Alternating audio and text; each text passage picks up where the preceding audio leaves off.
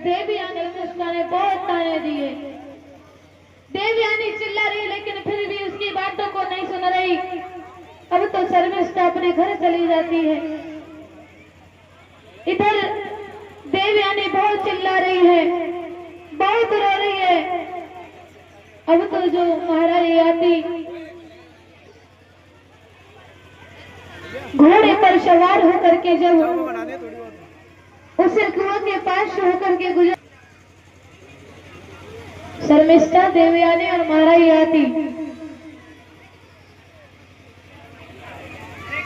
सुनिए कि न जाने कौन ये चिल्ला रहा है।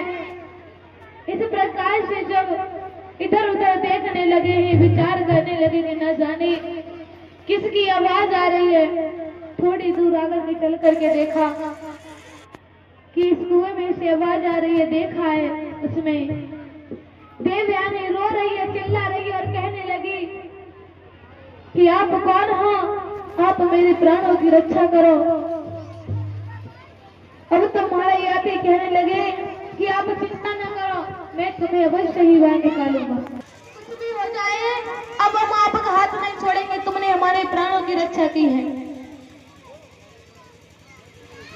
तो जब इस प्रकार से कहा, महाराज आते समझाने लगे कि आप क्या चाहते हो जो आपने। अब तो देवयानी जिद करने लगी और कहने लगी कि नहीं, आपको हमारे साथ में विवाह अवश्य ही करना होगा। महाराज आते जो बहुत समझा रहे लेकिन फिर भी उनकी कोई समझ में नहीं आ रही, तो कहने लगे ठीक है, अगर आप विवाह करना चाहती हो तो हम आपके साथ में विवाह करेंगे, लेकिन अभी नहीं। समय के अनुसार हम आपके साथ में अवश्य ही विवाह करेंगे। जब शर्मिष्ठा अपने घर पहुंची थी, देवयानी कहने लगी ठीक है। देवयानी घर पर पहुंची। देवयानी के पिता को जब पता चला कि शर्मिष्ठा मेरी बेटी को कुएं में ढकेला मार करके चली गई है, जब